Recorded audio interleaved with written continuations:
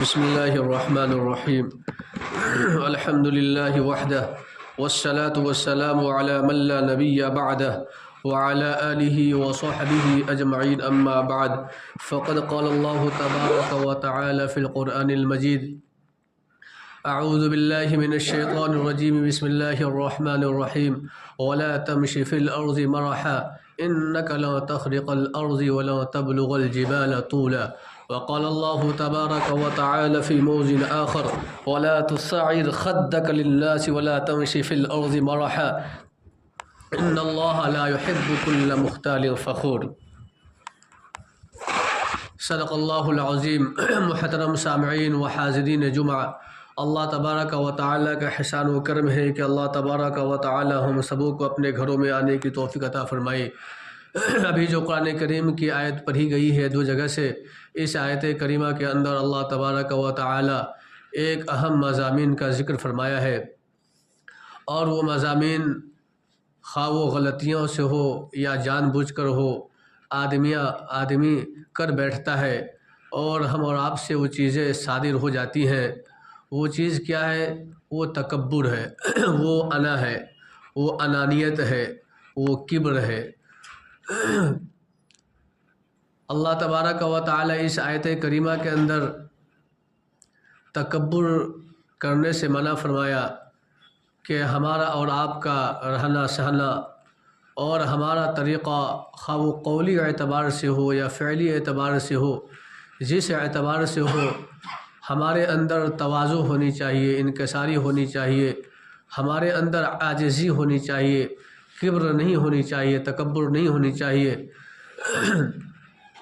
اس لیے کہ تکبر یہ اچھی چیز نہیں ہے، تکبر ایک بہت بڑی بیماری ہے۔ تکبر کیا ہے؟ تکبر ایک بہت بڑی بیماری ہے، جو بیماری ہماری اور آپ کی ذات کو جنت سے ہٹا کر جہنم کی طرف لے جائے گی اور لے جا سکتی ہے۔ اس لیے تکبر جو ہے ایک بہت بڑی بیماری ہے، اس بیماری سے بچنے کی ضرورت ہے۔ ایسا نہیں ہے کہ تکبر لا علاج بیماری ہو، ایسا نہیں ہے، بلکہ تکبر ایسی بیماری ہے جس کا علاج ہے، شریعت کے اندر اس کا علاج ہے۔ آدمی اس علاج کو اپناتا ہے اور اپنائے گا تو یقینی طور پر یہ بیماری یعنی تکبر والی جو بیماری ہے وہ ختم ہو جائیں گی، اور ختم انشاءاللہ اللہ کی ذات سے امید ہے کہ ہو جائے گی۔ بہرحال قرآن کریم کی جو آیت پڑھی گئی ہے، اس آیت کریمہ کے اندر آپ دیکھیں اللہ تبارک و تعالی فرماتا ہے وَلَا تَمْشِ فِي الْأَرْضِ مَرَحًا، اور تم زمین پر اترا کر مت چلو۔ مرحا کے معنی آتے ہیں اکڑ کر چلنا، اترا کر چلنا، اور تم زمین پر اترا کر نہ چلو، مت چلو۔ وَلَا تَمْشِ فِي الْأَرْضِ مَرَحًا، اگر پھر بھی کوئی انسان زمین پر اترا کر چلتا ہے اور چلنے کا انداز ایسا اختیار کرتا ہے کہ اس کے چلنے سے تکبر ظاہر ہوتا ہے، اور اس کے چلنے کی بنیاد پر ایسا معلوم ہوتا ہے کہ اس کے اندر بالکل گھمنڈ ہے، تو اللہ تعالیٰ فرماتا ہے اِنَّكَ لَن تَخْرِقَ الْأَرْضَ وَلَن تَبْلُغَ الْجِبَالَ طُولًا، یاد رکھو اگر تمہارے اندر گھمنڈ ہے اور تم تکبر کرتے ہو اور تکبر کر کے چلتے ہو، اترا کر چلتے ہو، تو اِنَّكَ لَن تَخْرِقَ الْأَرْض، تو یقیناً تم زمین کو پھاڑ نہیں سکتے، یقیناً تم زمین کو پھاڑ نہیں سکتے۔ تمہارے تکبر کی بنیاد پر، تمہارے تکبر کے ساتھ چلنے کی وجہ سے، تمہارے اترا کر چلنے کی وجہ سے زمین پھٹنا ہی نہیں جائے گا، زمین پھٹے گا نہیں۔ اِنَّكَ لَن تَخْرِقَ الْأَرْضَ، یقیناً تمہارے تکبر کی بنیاد پر زمین کو تم پھاڑ نہیں سکتے۔ اِنَّكَ لَن تَخْرِقَ الْأَرْضَ، اور آگے فرمایا وَلَن تَبْلُغَ الْجِبَالَ طُولًا، اور تم اپنے تکبر کی بنیاد پر، تمہارے تکبر کی وجہ سے تم پہاڑ کی بلندی کو نہیں پہنچ سکتے۔ اس سے بات کیا سمجھ میں آئی؟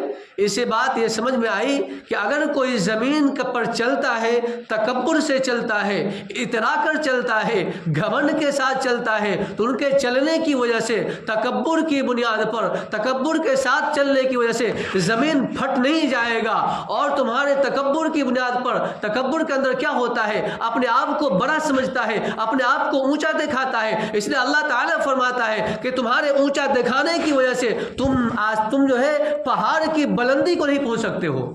کیا ہے؟ تم پہاڑ کی بلندی کو نہیں پہنچ سکتے ہو۔ جب تم تکبر کی وجہ سے زمین کو پھاڑ نہیں سکتے اور تم اپنے اونچائی دکھانے کی وجہ سے، تکبر کی وجہ سے تم پہاڑ کی بلندی کو نہیں پہنچ سکتے، تو پھر تکبر کس بات کا؟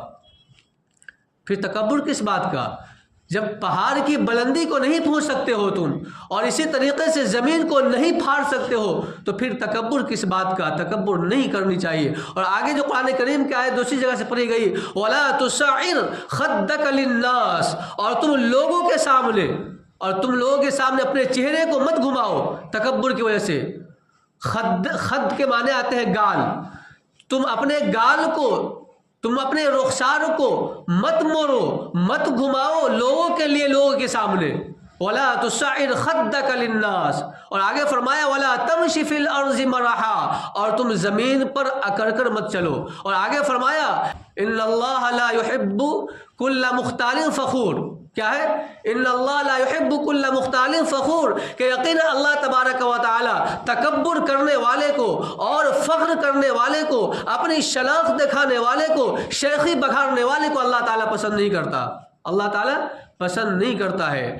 اور طریقہ کیا اختیار کرنا ہے؟ اللہ تعالیٰ یہ بھی بتا دیا ہمیں اور آپ کو، وَعِبَادُ الرَّحْمَنِ الَّذِينَ يَمْشُونَ فِي الْأَرْضِ هَوْنًا۔ اللہ تبارک و تعالیٰ یعنی رحمان کے بندے ایسے ہیں اور ایسے ہوتے ہیں جو چلتے ہیں تو آہستہ چلتے ہیں۔ وَعِبَادُ الرَّحْمَنِ الَّذِينَ يَمْشُونَ فِي الْأَرْضِ هَوْنًا، ہون کے معنی آتے آہستہ چلنا، اکڑ کر نہ چلنا۔ تو اللہ تعالیٰ کے بندے ایسے ہوتے ہیں، رحمان کے بندے ایسے ہوتے ہیں جو جب چلتے ہیں تو آہستہ چلتے ہیں، آہستگی کے ساتھ چلتے ہیں، تکبر کے طور پر نہیں چلتے ہیں۔ اور آگے فرمایا اللہ تبارک و تعالیٰ دوسری آیت کریمہ کے اندر، وَقْصِدْ فِي مَشْيِكَ، کہ اور تم اپنے چال کے اندر درمیانی قد اختیار کرو، یعنی تم جو چلتے ہو اس کے اندر درمیانی قد کا اختیار کرو، درمیانی چال چلو۔ وَقْصِدْ فِي مَشْيِكَ، اور آگے فرمایا وَغْضُضْ مِن صَوْتِكَ، اور تم اپنے آواز کو پست رکھو۔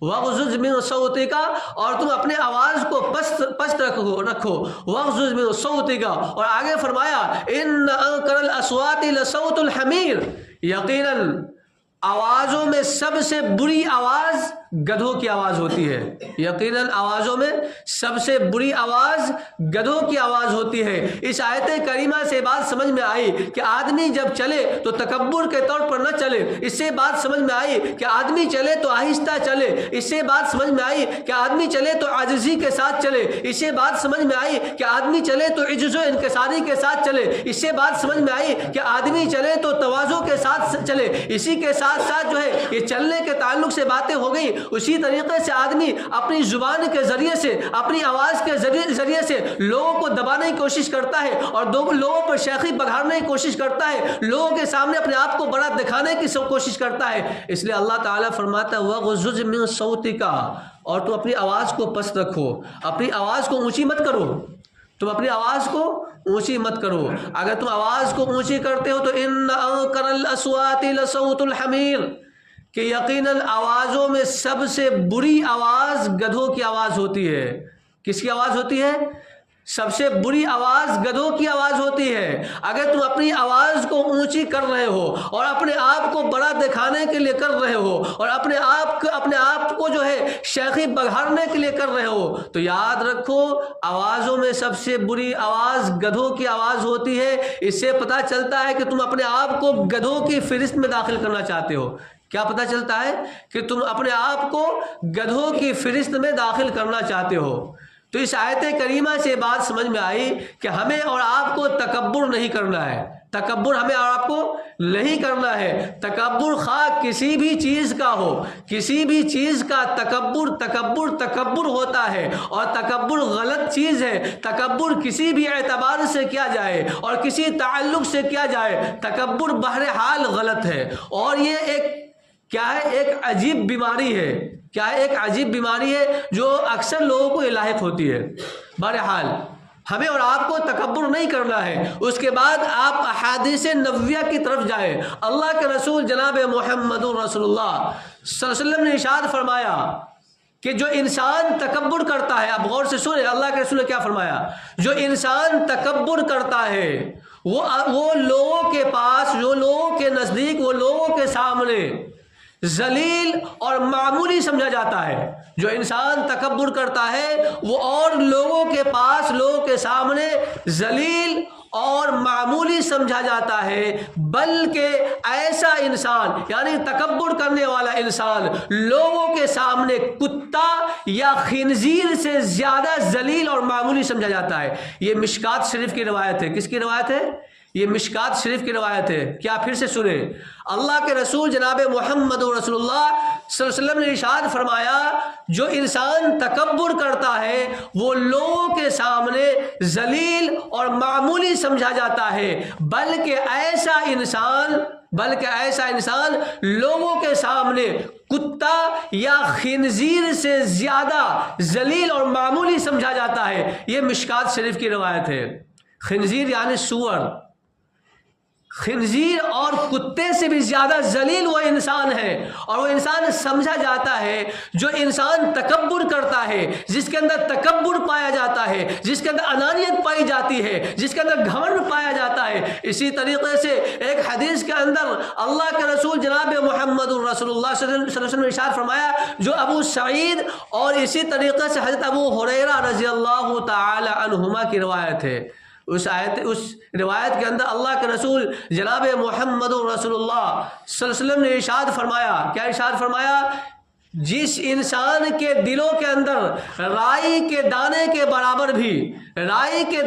برابر بھی تکبر ہوگا، وہ انسان جنت میں نہیں جائے گا۔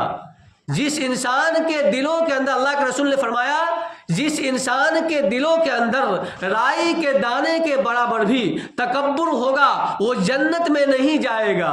ایک صحابی کھڑے ہوتے ہیں، وہ پوچھتے ہیں، اے اللہ کے رسول، کیا پوچھتے ہیں؟ اے اللہ کے رسول، کوئی آدمی ایسا ہے جو اچھا کپڑا پہننا چاہتا ہے اور اچھا جوتا پہننا چاہتا ہے، کیا یہ بھی کبر میں آئے گا؟ اللہ کے رسول نے فرمایا، کیا فرمایا؟ اللہ کے رسول نے فرمایا کہ اللہ تعالیٰ جمیل ہے۔ کیا فرمایا؟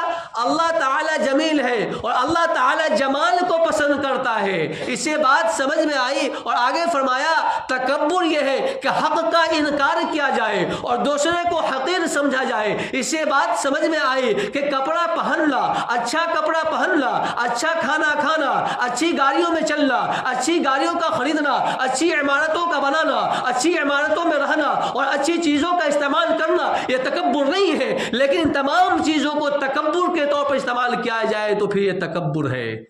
تکبر کے طور پر استعمال کیا جائے تو پھر اس وعید کے اندر وہ انسان آئے گا۔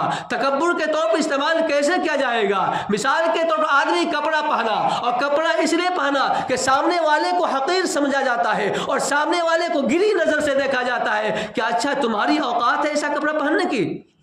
کیا تمہاری اوقات ہے ایسا کپڑا پہننے کی؟ اگر یہ باتیں پائی جاتی ہیں تو پھر یہ تکبر میں آئے گا۔ اسی طریقے سے کوئی گھر بناتا ہے، عالیشان گھر بناتا ہے، کوئی بات نہیں ہے اور کوئی تکبر نہیں ہے، لیکن یہ اس کے اندر یہ بات کو جوڑ دیتا ہے کہ کیا تمہاری اوقات ہے اس طریقے کا گھر میں رہنے کا اور اس طریقے کا گھر بنانے کا؟ تمہاری اوقات نہیں ہے، تمہاری حیثیت نہیں ہے، تو پھر یہ تکبر ہے۔ اور یہی بات تمام چیزوں میں آپ لے لیجئے، یہی بات آپ تمام چیزوں میں لے لیجئے۔ لہٰذا اگر کوئی انسان کسی بھی چیز کو اختیار کرتا ہے، کوئی بھی انسان کسی بھی چیز کو اختیار کرتا ہے لیکن وہ تکبر کے طور پر اختیار کرتا ہے تو پھر وہ افراد ان وعیدوں کے اندر آ جائے گا۔ اسی طریقے سے اللہ کے رسول جناب محمد رسول اللہ صلی اللہ علیہ وسلم نے ایک حدیث کے اندر ارشاد فرماتے ہیں، کیا فرماتے ہیں؟ کوئی انسان تکبر کے طور پر ازار کو، ازار یعنی پیجامہ وغیرہ، لنگی، پینٹ جو بھی ہو، کمر سے نیچے پہننے والی چیزیں، تکبر کے طور پر ٹخنے سے نیچے لٹکائے گا، اللہ تبارک و تعالی قیامت کے دن اس کی طرف رحمت کی نظر سے نہیں دیکھے گا۔ اللہ تعالی کیا کرے گا؟ قیامت کے دن رحمت کی نظر سے نہیں دیکھے گا۔ ہم اور آپ بتائیں ہماری صورتحال کیا ہے؟ ہماری صورتحال یہ پینٹ کا آپ دیکھیں گے اکثر کی صورتحال یہ ہے کہ ہمارا پینٹ، ہمارا پاجامہ، ہماری لنگی اور ہمارے تہبند جو ہے ٹخنوں سے نیچے لٹکے ہوئے ہوتے ہیں۔ کیا ہے؟ ٹخنوں سے نیچے لٹکے ہوئے ہوتے ہیں، اور جب نماز کے لیے آتے ہیں تو بہادری دکھاتے ہیں۔ کیا ہے؟ جب نماز کے لیے آتے ہیں تو بہادری دکھاتے ہیں اور پیجامہ کو اور لنگیاں کو وغیرہ وغیرہ جو بھی پہنتے ہیں اس کو اوپر کھسکا لیتے ہیں۔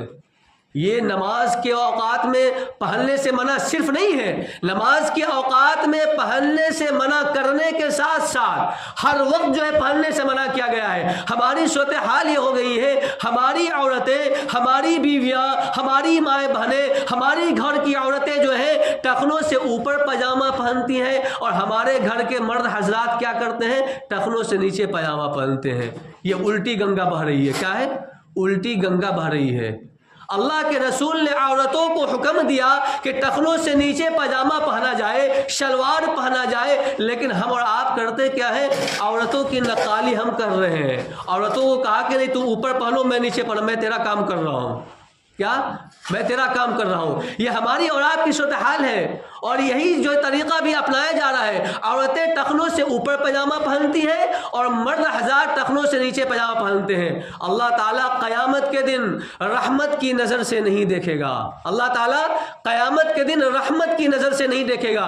لہٰذا اپنے پینٹ کو درست کیجئے، پاجامے کو درست کیجئے، لنگی کو درست کیجئے، ازار کو درست کیجئے۔ جو پاجامہ جو ٹخنے سے نیچے لٹکا کر پہنا جاتا ہے، اس کو آپ درست کرنے کی کوشش کیجئے۔ اسی طریقے سے ایک حدیث اور پڑھ لیجئے، حضرت ابو ہریرہ رضی اللہ تعالیٰ عنہ کی روایت ہے، اللہ کے رسول جناب محمد رسول اللہ صلی اللہ علیہ وسلم نے ارشاد فرمایا، پہلی امتوں میں ایک آدمی تھا، پہلی امتوں میں ایک آدمی تھا جو اتراتا ہوا، اتراتا یعنی اکڑ کر، جو اتراتا ہوا حلہ بولتے ہیں پوشاک کو، جو کوئی بھی پوشاک ہو، تو ایک آدمی تھا پہلی امتوں کے اندر جو اتراتا ہوا ایک حلہ، یعنی ایک قسم کی دو چادر پہن رکھا تھا، ایک قسم کی دو چادر پہن رکھا تھا، اور زمین پر اکڑ کر چل رہا تھا، اور اس کے ساتھ ساتھ وہ اپنے بالوں کے اندر سیدھی کنگھی کر رکھا تھا،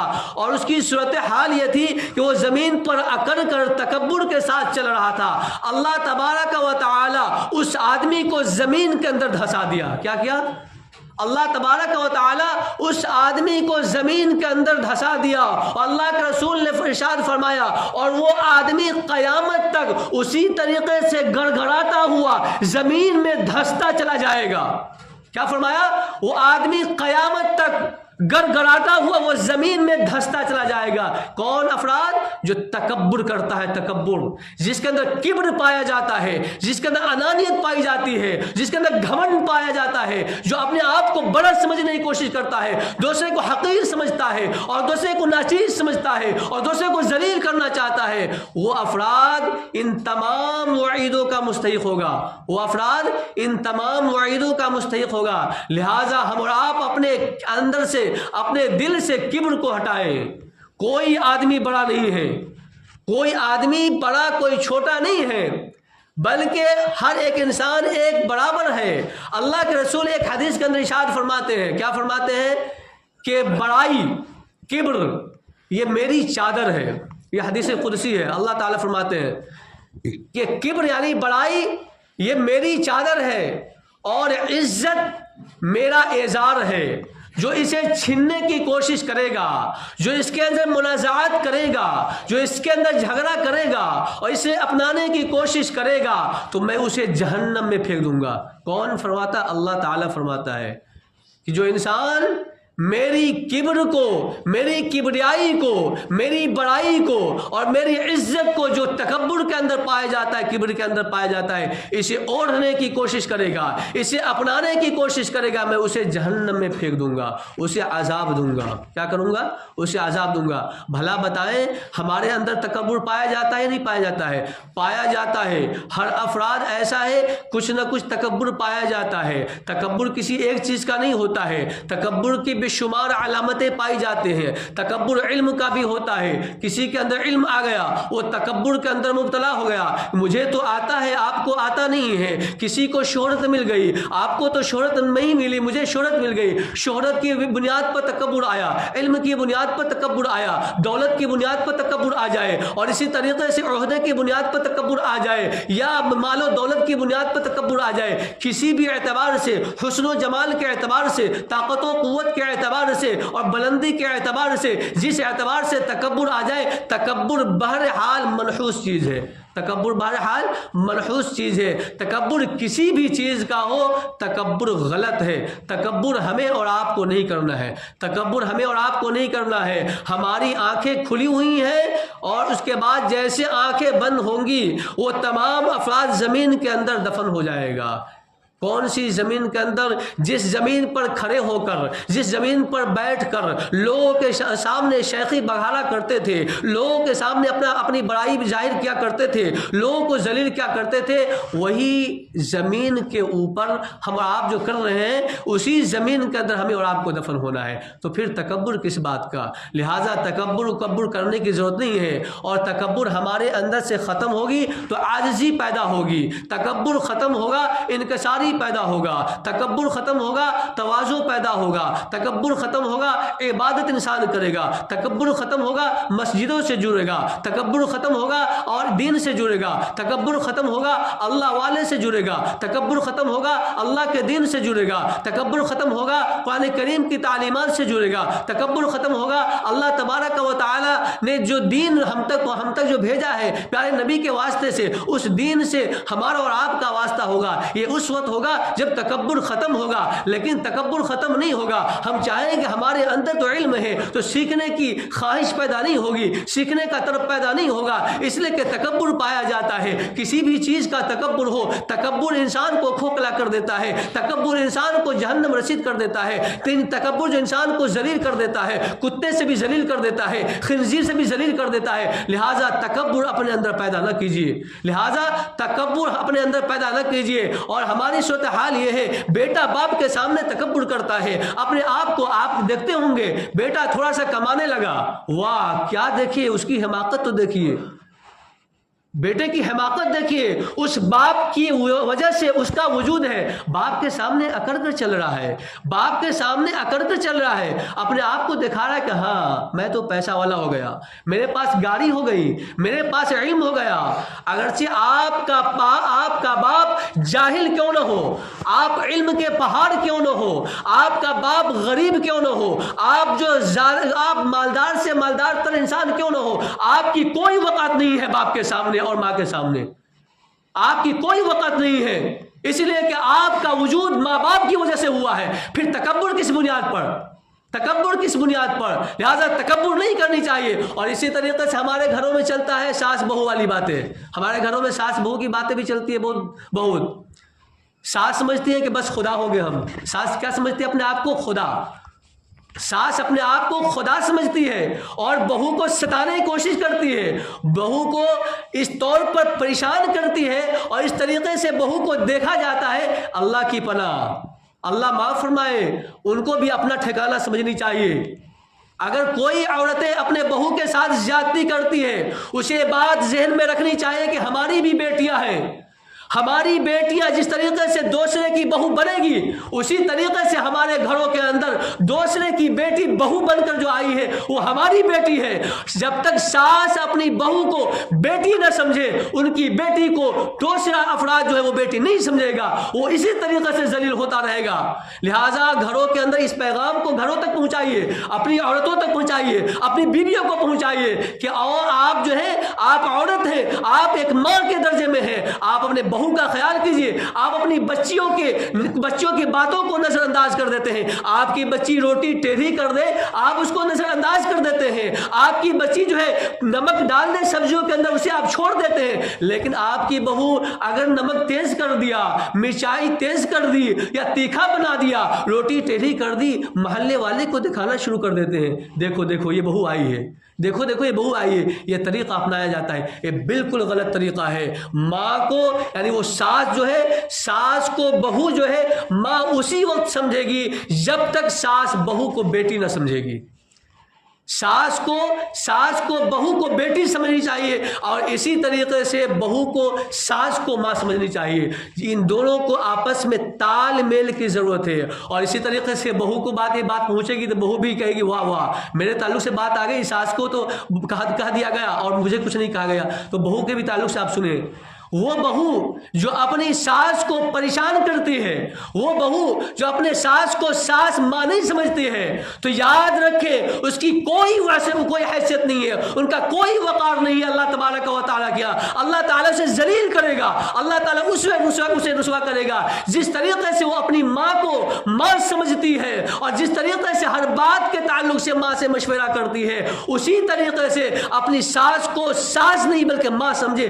ہر اعتبار سے اپنی ساس کو ماں سمجھ کر مشورہ کر لے اور مشورہ کرے, اسی سے کام چلے گا, اس کے علاوہ کوئی کام نہیں چلے گا. بہرحال خلاصے کے طور پر آپ سمجھے تکبر ایک بہت بڑی بیماری ہے. اگر تکبر کسی کے اندر آ جائے تو وہ تکبر جہنم میں لے جائے گا اور کتا اور خنزیر سے بدتر بنا دے گا, ذلیل و رسوا کر دے گا. لہٰذا تکبر سے بچنی چاہیے. تب تکبر ختم ہو جائے گا تو تواضع انکساری آئے گی. جب تواضع انکساری آئے گا اللہ تعالیٰ کی رضا آئے گی, اللہ تعالیٰ کی رضا آئے گی تو اللہ تعالیٰ کی رضا ہی کی بنیاد پر جنت کا مستحق انسان بنے گا. اللہ تعالیٰ سے دعا کیجیے اللہ تعالیٰ ہم سب کو عمل کی توفیق عطا فرمائے. آمین یا رب العالمین. وآخر الدعوانا الحمدللہ رب العالمین.